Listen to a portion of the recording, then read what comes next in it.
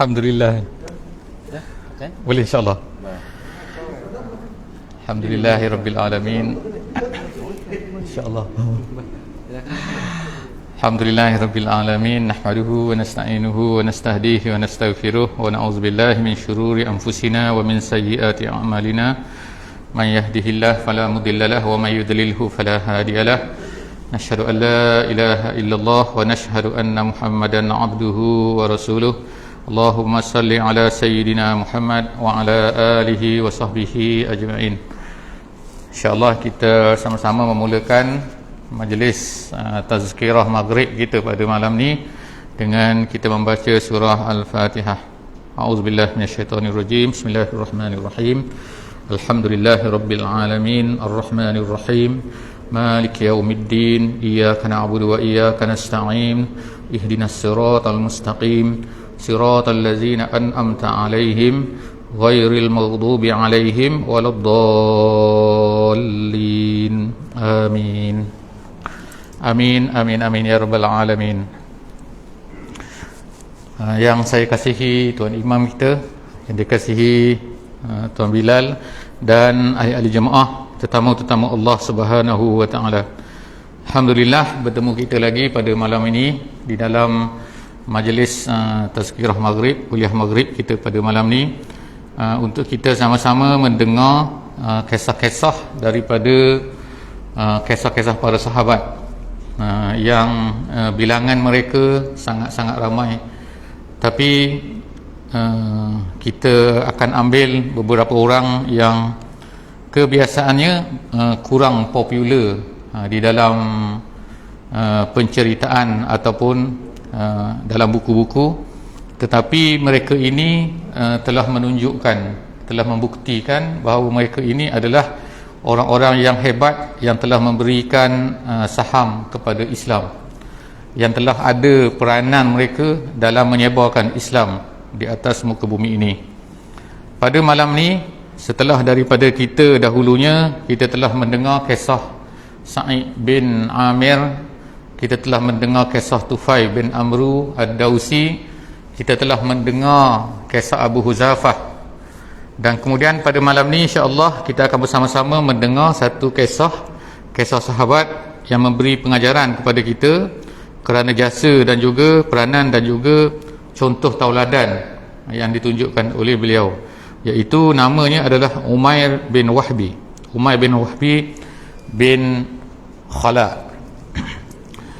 Namanya tak biasa kita dengar biasanya, tidak disebut orang lah, namanya Umair. Umair ni maknanya ialah kalau dalam bahasa Arabnya nama biasanya ialah Umar, tapi biasanya apabila dikecilkan, dikecil maknanya cara sebutan, kalau Umar kecil maknanya dipanggil Umair.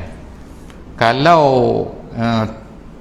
tiflun, kanak-kanak kecil dipanggil Tufail, macam tu. Jadi Tufailun, Kutaibun maknanya buku kecil, Kitabun buku, Kutaibun buku kecil. Jadi kalau Umair maknanya Umar yang kecil, sama ada dia kecil betul ke tak betul ke saya tak tahulah. Tetapi orang yang kita nak cerita pada malam ni, Umair bin Wahab ni, dia ada keistimewaan kisah dia yang berlaku yang menunjukkan kepada kehebatannya. Dulunya dia ni adalah merupakan Umair bin Wahab ni dulunya adalah seorang yang sangat jahat. Sangat-sangat jahat ni seperti Abu Jahal lah, jahat lah kita kata. Tapi dia dapat gelaran masa di Mekah dulu, orang gelar dia sebagai syaitan Mekah gitu. Maknanya siapa yang panggil tu, Sayyidina Umar panggil dia syaitan Mekah. Bukannya kita lah pandai-pandai letak nama kan.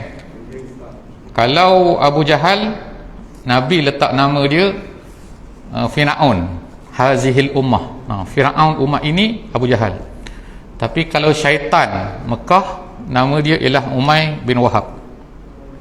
Dia ni orangnya banyak menyeksa para sahabat Nabi semasa di Mekah dulu. Nabi kita 13 tahun berada di Mekah dengan keadaan susah payah.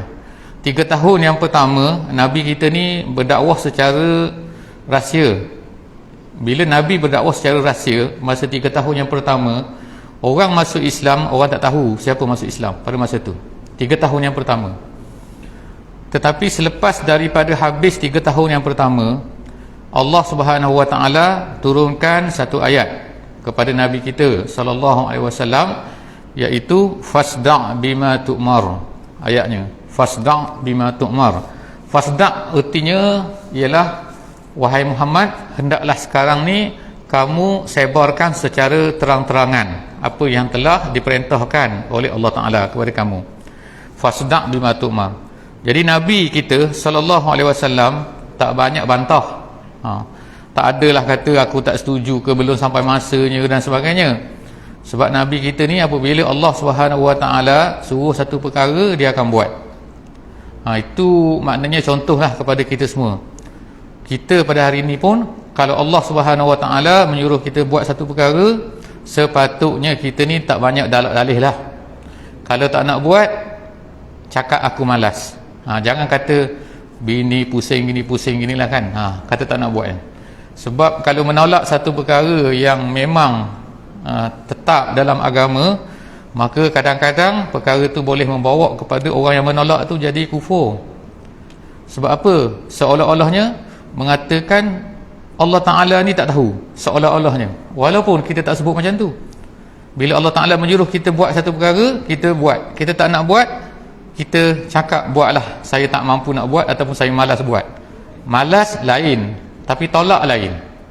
Orang yang tak sembahyang, dia malas sembahyang, tapi dia berkata sembahyang tu wajib.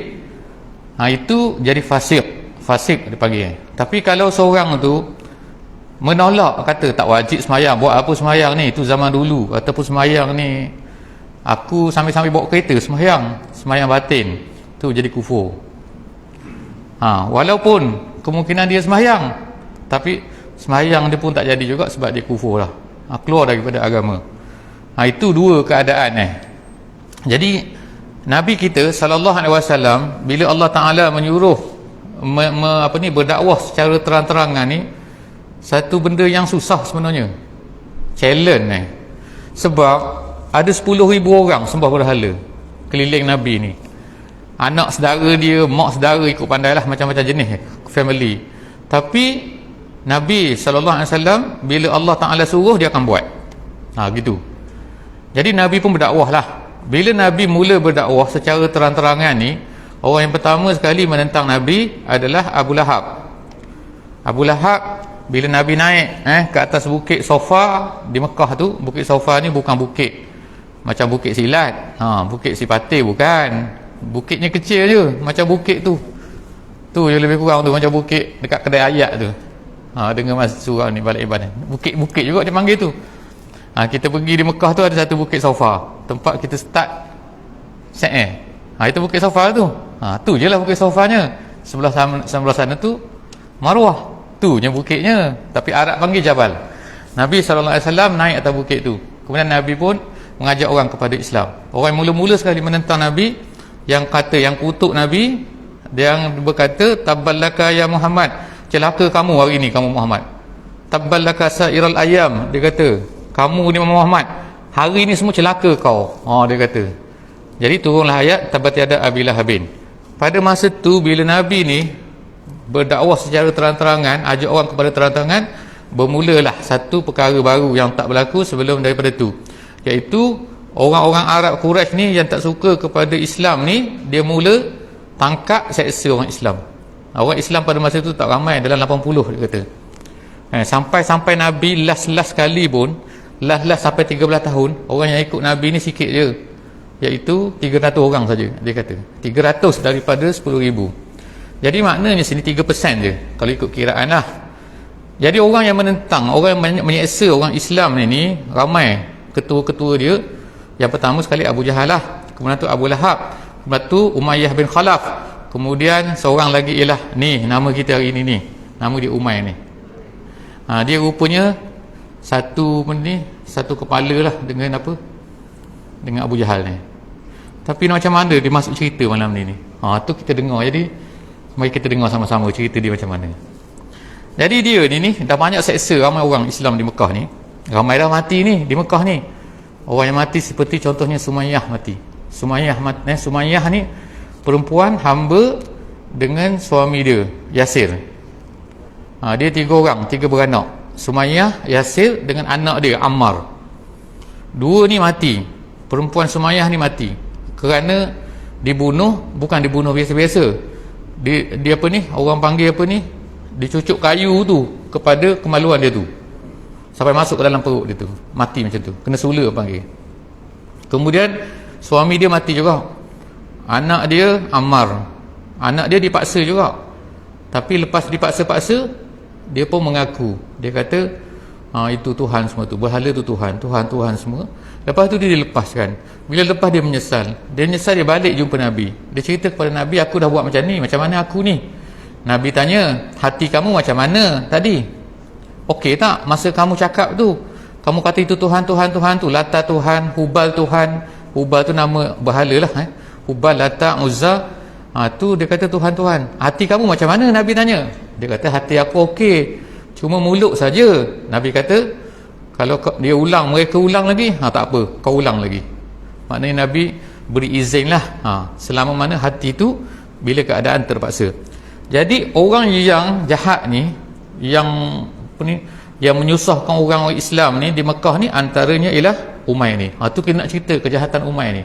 Jadi kena ulang banyak kali jahatnya dia ni. Sebab itulah dapat nama, pangkat dia bukan pangkat datuk, bukan pangkat apa, pangkat syaitan. Tak ada orang kita tak ada nama syaitan ni. Jadi dia ni yang keduanya, tu penyeksa orang. Yang keduanya dia ni adalah dia panggil pembunuh upahan. Orang panggil apa tak tahu. Kalau misalnya orang nak bunuh orang, dia upah lah. Dia upah dia ni lah ni. Dia jadi samseng ni, bagi kat dia duit, bagi kat apa, pergi bunuh orang ni. Dia akan pergi bunuh lah. Zaman kita tak ada lah.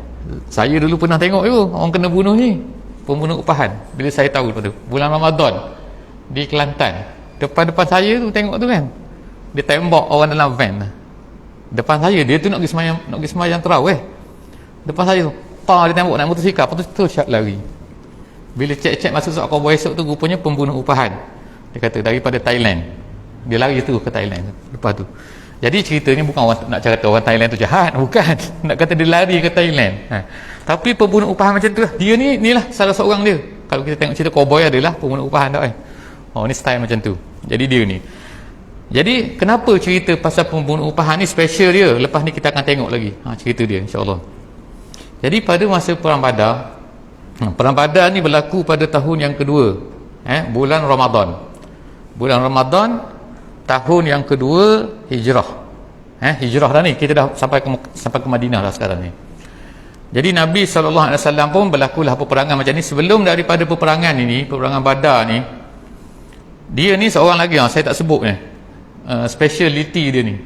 Tak ada speciality dia apa, penjahat, samseng, syaitan. Yang keduanya pembunuh upahan. Yang ketiganya nujum. Dia ni pandai menilik nasib. Masa orang nak pergi ke Badar ni, orang tanya dia, Abu Jahal semua dia tanya dia, wahai Umair, macam mana ni kita pergi ke Badar ni, macam mana? Dia kata tak ada apa. Dia pun cerita lah, panjang lah cerita dia, saya tak baca lah cerita tak apa. Dia kata ini siapa sangat, dia kata Muhammad ni, mengikut firasat aku, dia kata mereka ni hanyalah 300 lebih je. Pandai betul dia, nujum dia, syaitan mana beritahu dia pun tahulah. Biasanya dulu ahli nujum ni, jin yang datang, jin pergi tu, jin pun datang beritahu dia. Betul tak? Tapi betul, dia kata 300 lebih. Kemudian memang betul 300 lebih. Kamu, dia kata, lepas tu unta dia kata unta dengan kuda ada 60 je. Kuda 2 ekor, yang lain tu unta. Tu saja, takkanlah kamu. Lepas tu senjata dia sangat-sangat sedikit. Kamu beres tu, beres. Boleh kalah dengan tu. Tak ada masalah. Orang percayalah pada dia. Tengok-tengok bila pergi perang Badar, tengok-tengok kalah. Termasuk yang ditawan pada masa tu ialah anak dia sendiri. Anak dia nama Wahab. Itu. Jadi kalau ada nama Wahab, minta maaf lah. Nama dia macam mana nama dia kan. Jadi anak dia nama Wahab, dia nama Umair. Ayah dia pula nama Wahab. Dia suka sangat lah Wahab ni.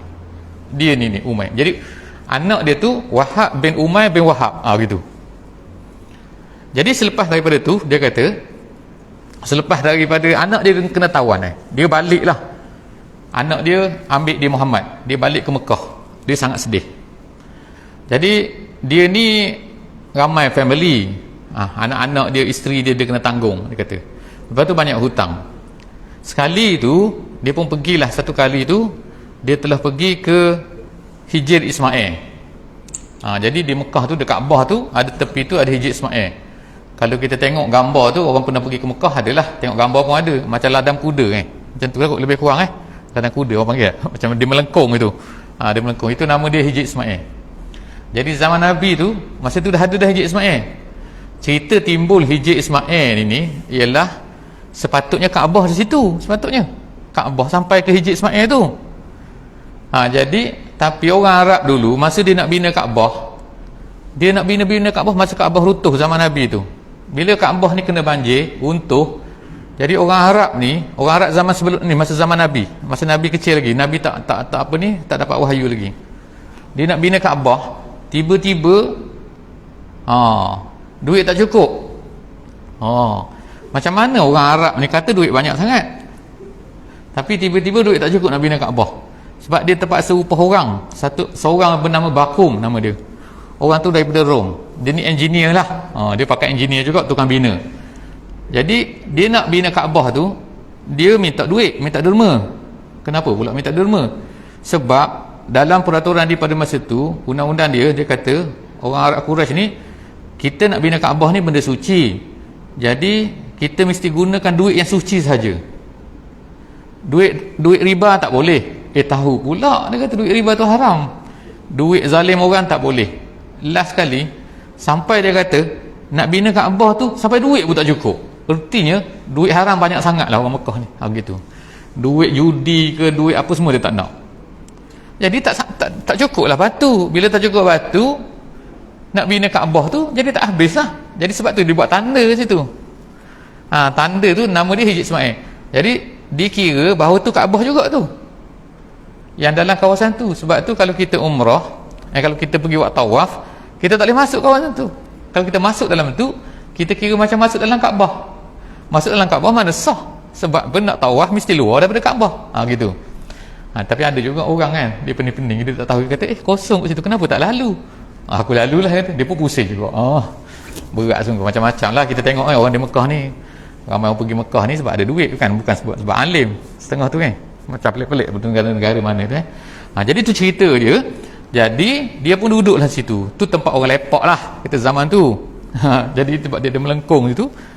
Nabi kita SAW ceritanya, bila Nabi dah menang ambil kota Mekah tu, Aisyah pernah tanya Nabi, ya Rasulullah, kenapa kau tak buat Kaabah lain?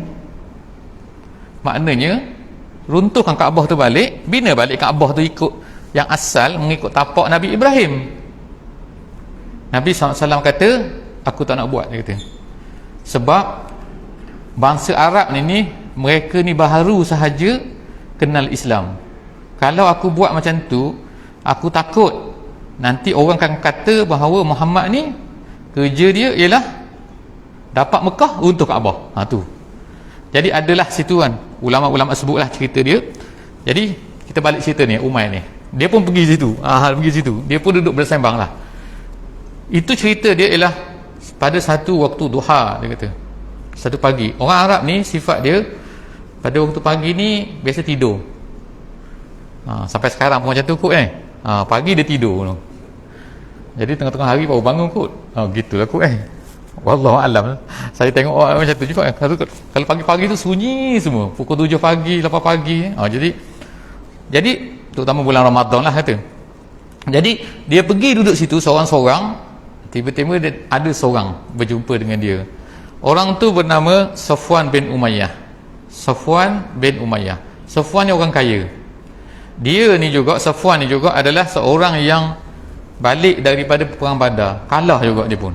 Kalah. Jadi dulu ni memang menangisilah. Jadi mereka pun dicerita duduklah bersembang dua orang ni. Cerita tentang apa yang berlaku semasa peperangan Badar ni. Kita ni sedih, kita ni.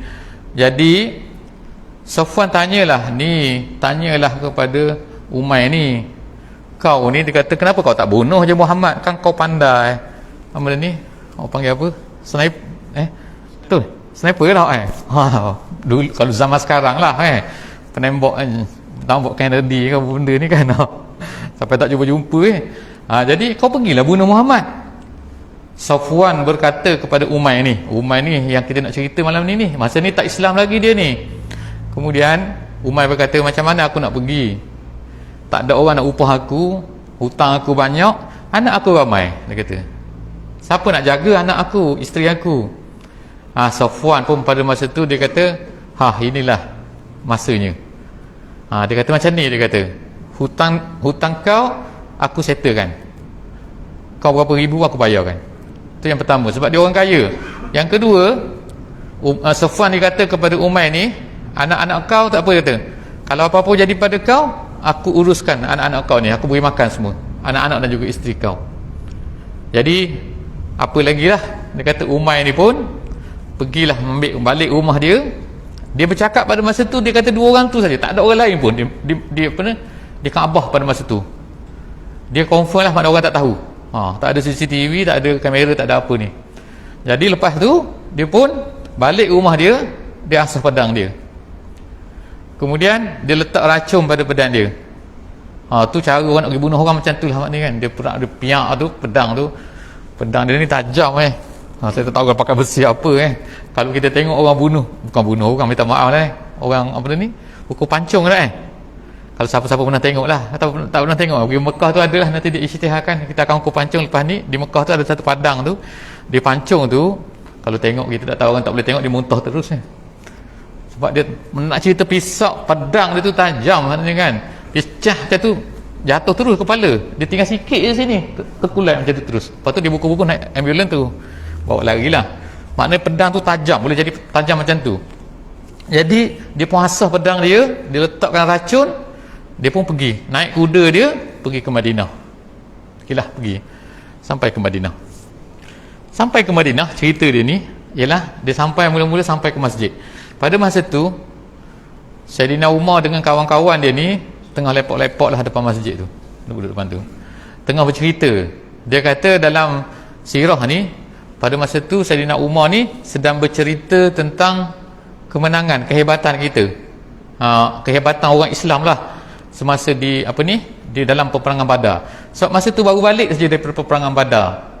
Jadi semua macam orang Islam ni suka hati, macam tak tergambar macam mana kita boleh menang, hebatnya. Jadi setengah-setengah orang Islam ni pada masa tu bila balik daripada peperangan Badar ni, dia macam ego sikit. Dia kata Allah, dia kata orang Mekah tu apa, orang tua-tua semua kan, tolak merebah, dia kata macam-macam cakap masa pergi tu, mula-mula pergi tu takut. Orang Islam setengah macam tu kan, tapi bila balik dah menang tu macam-macam dia cerita. Dia kata macam orang tua-tua semua, dia kata kadang-kadang tu mulut jahat sikit lah kita kata.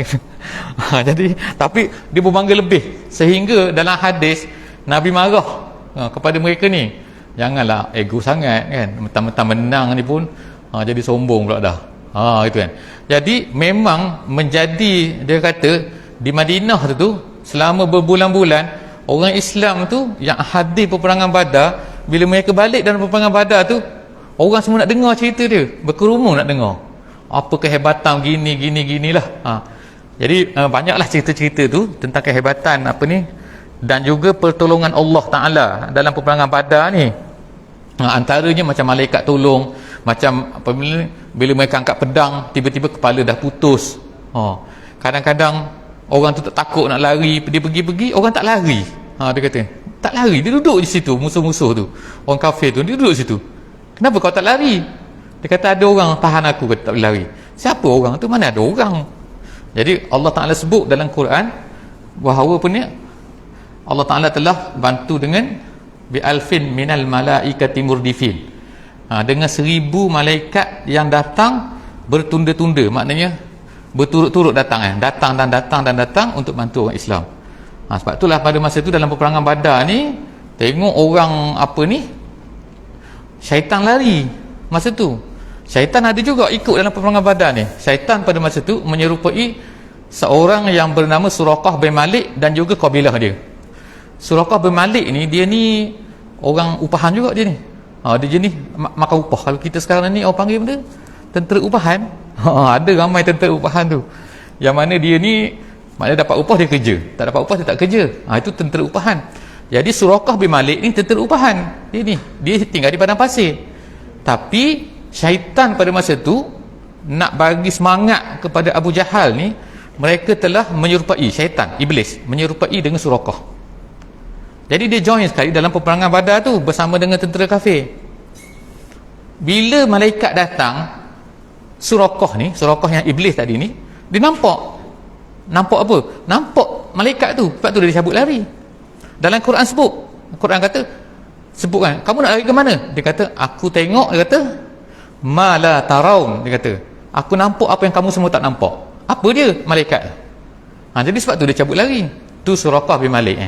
Jadi cerita ni Umar ni, jadi sahabat-sahabat semua ni seronok ni. Dia cerita, dia dengar cerita Saidina Umar ni. Umar dia cerita pompeng dalam masjid ni. Sahabat semua dengar. Tiba-tiba tengok seorang datang, naik kuda, turun, ada pedang, bawa pedang sekali. Jadi Saidina Umar pun berkata kepada sahabat-sahabat je, tu mari dah tu bapak syaitan. Masa tu lah keluar nama syaitan tu. Dia kata syaitan Mekah sampai dah. Dia nak mari buat apa pula ni? Jadi lepas daripada tu, Umar pergi terus pegang dia. Gak pegang, dia ambil tali, dia kata tali pengikat pedang dia tu, dia belik tekuk leher itulah, leher Umar ni. Awak nak mari buat apa pula sini, dia kata. Jadi Umar tu cakap, dia kata, aku nak jumpa Muhammad, dia kata. Kamu nak buat apa dengan Muhammad? Ni sebab dia kata anak aku telah ditawan oleh tentera Madinah. Jadi aku nak datang tebus dia kata. Lepas tu Umar kata, tu yang pedang tu buat apa? Adalah, dia kata, aku tak apa, dia kata. Pada masa tu dia kata Nabi berada dalam masjid. Ni cerita masuk masjid kafir, saya tak tahu lah ni macam mana. Tapi dia kata dia pun bawa lah Saidina Umar heret tu Umar tu dia pun bawa masuk berjumpa dengan Nabi SAW. Jadi bila sampai tu jumpa dengan Nabi, Nabi tengok Umar, dia kata tolong lepaslah, jangan buat macam tu kat dia. Ini satu poin lah tu. Satu poin di mana dia kata bagaimana Nabi ni beza dengan Saidina Umar. Umar ini apa-apa dia kira nak sembelih orang je. Ada seorang datang kan jumpa Nabi, tiba-tiba dia tarik kain ni, kain macam ni lah kain macam ni dia panggil kain apa ni, ridak Nabi sallallahu alaihi wasallam.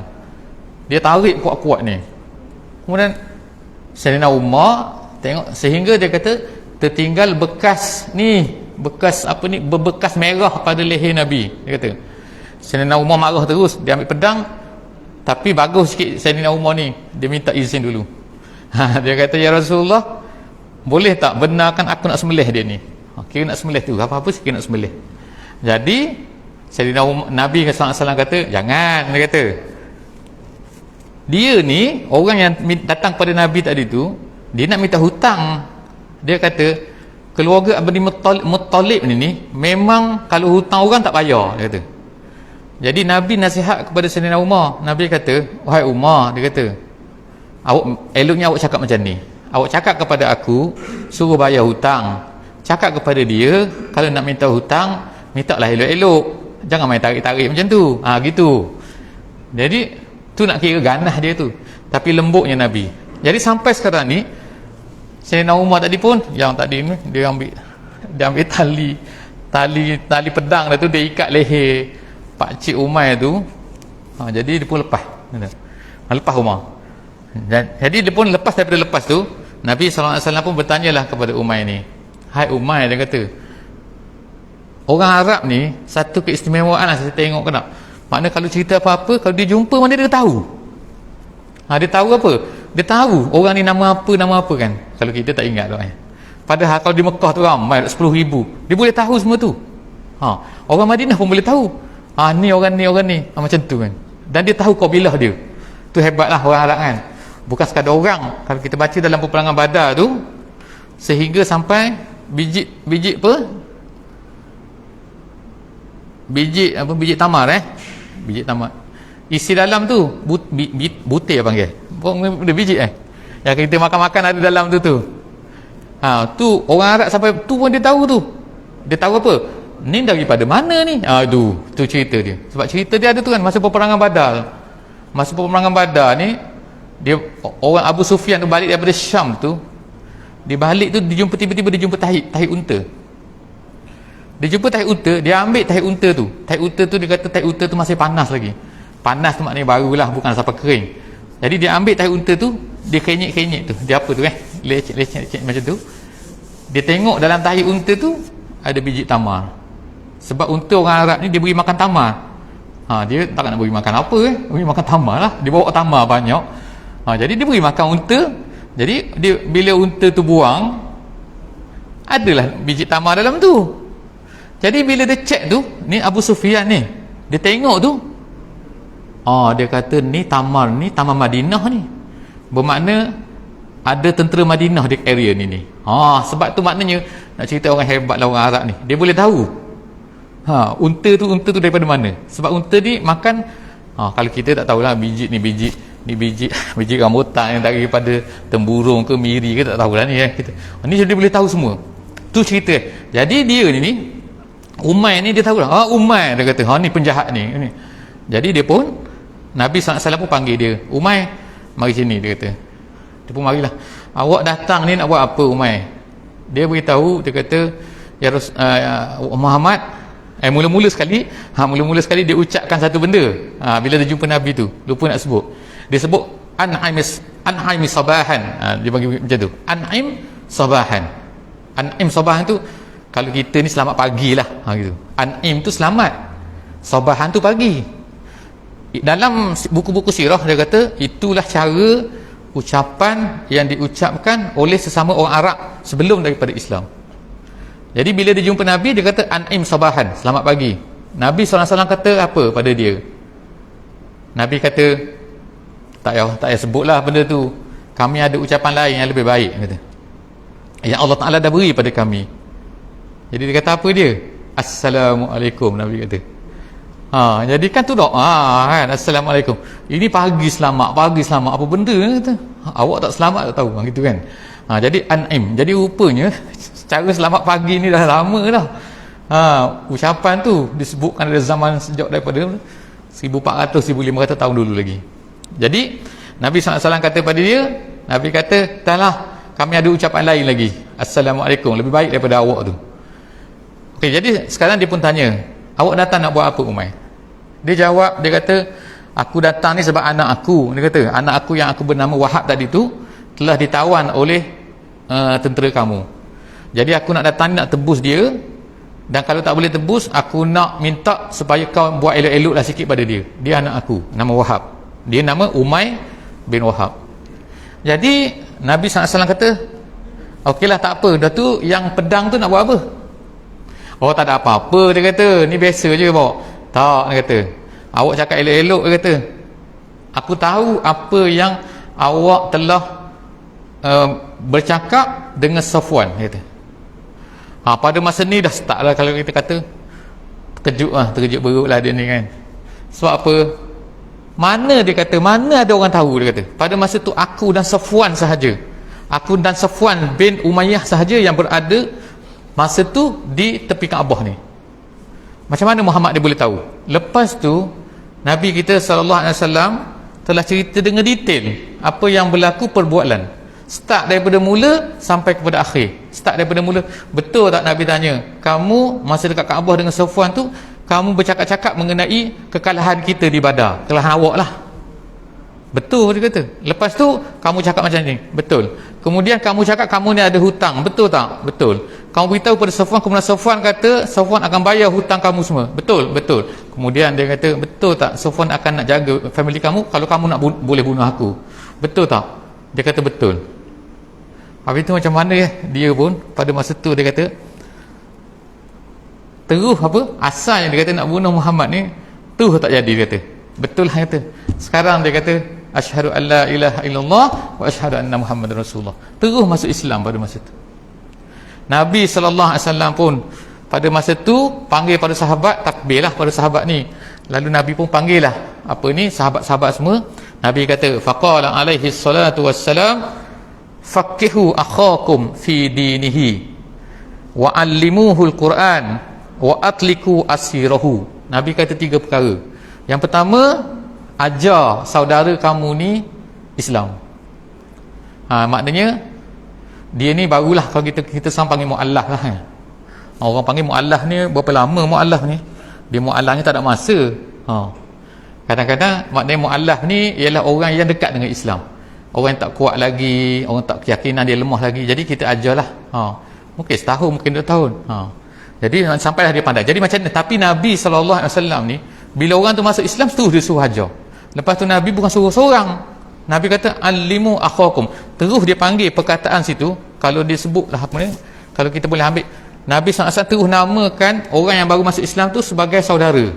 Kita panggil saudara baru lah tapi kita saudara baru, lepas tu kita tinggal dia. Ni jadi sahabat-sahabat ni berebut nak ajar dia ni. Nak ajar apa? Nombor 1, ajar agama. Yang kedua, mengajar Quran. Sebab banyaklah Quran pada masa tu. Kalau ikutnya makna tahun yang kedua hijrah, tahun yang kedua hijrah, maknanya dah 13 tahun campur dengan 2, 15 tahun. Banyaklah Quran itu turun. Jadi dia belajar Quran dengan sahabat-sahabat. Kemudian wa atliku asirahu, Nabi kata bebaskanlah dia, orang-orang kurungan, orang-orang yang ditawan tu, iaitu anak-anak dia lah semua kan. Jadi para sahabat, setelah daripada tu disebutkan dalam buku-buku, dia kata dalam buku sirah, farihal muslimuna bi islami Umair ibni Wahbin asyaddul farah. Orang Islam pada masa tu sangat-sangat gembira, dia kata, kerana masuk Islamnya bukan masuk Islam seperti orang lain, tapi Umair bin Wahab ni, sebab dia orang hebat kan, syaitan, tiba-tiba masuk Islam. Hatta inna Umar, kemudian dalam riwayat disebutkan yang masyhur, Sayyidina Umar bin Al-Khattab, inna Umar ibn Al-Khattab radhiyallahu anhu qala, Umar pernah berkata, dia kata la khinzir, minta maaf lah sebut ni, sebab dia sebut kata-kata Umar, bukan kata-kata saya. Dia kata la khinzirun. Dia sebut tu, Umar kata khinzir ni babi lah ni. Kalau kata khinzir lah kan, tapi Umar guna perkataan tu.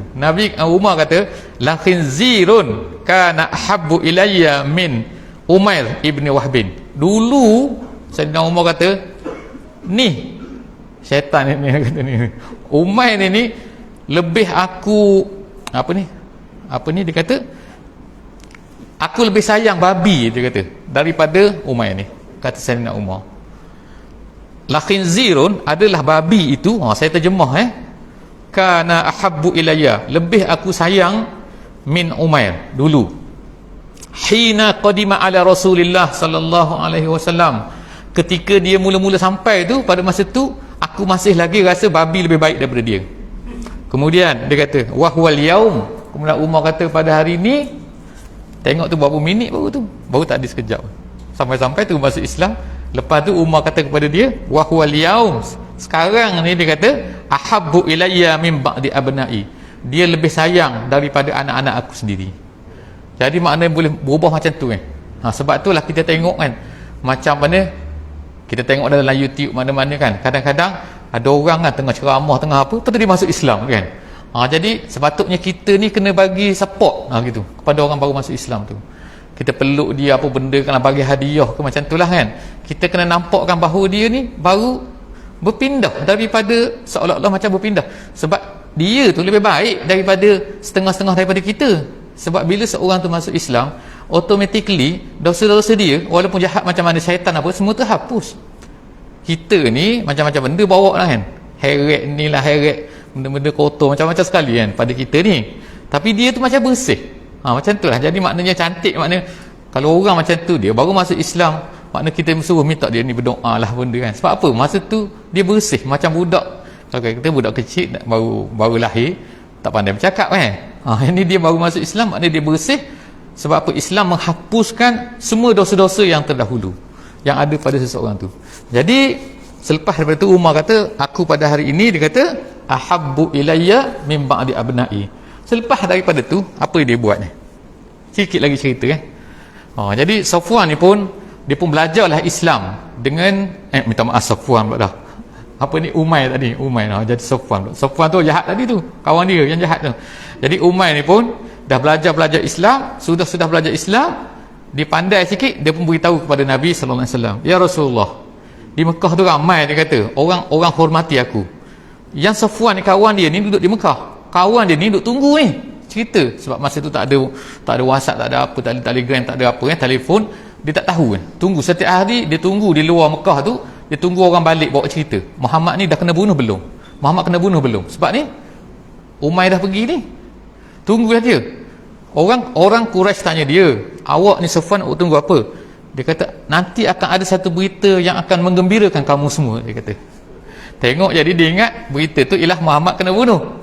Rupa-rupanya lama tu tunggu, akhirnya datanglah seorang utusan.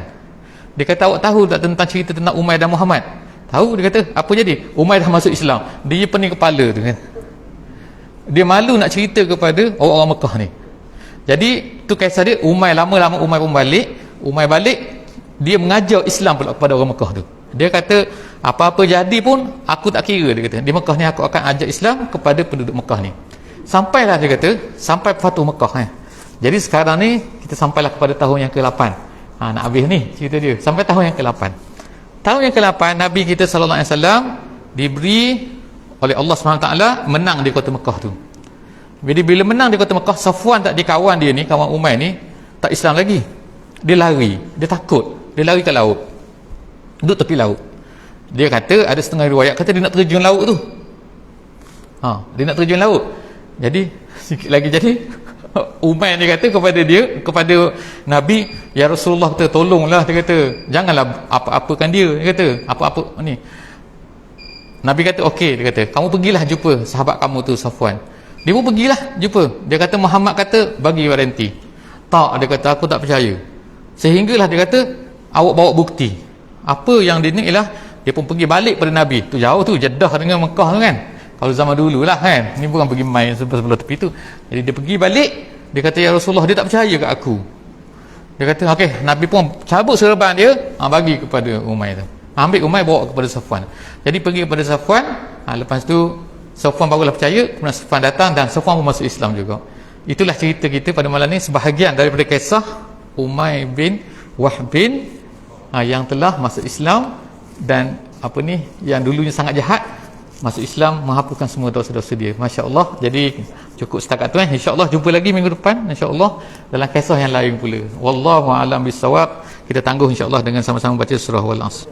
Bismillahirrahmanirrahim. Wal asri innal insana lafi khusr illa allazina amanu wa amilus solihat wa tawasaw bil haqqi wa tawasaw bis sabr. Assalamualaikum warahmatullahi wabarakatuh.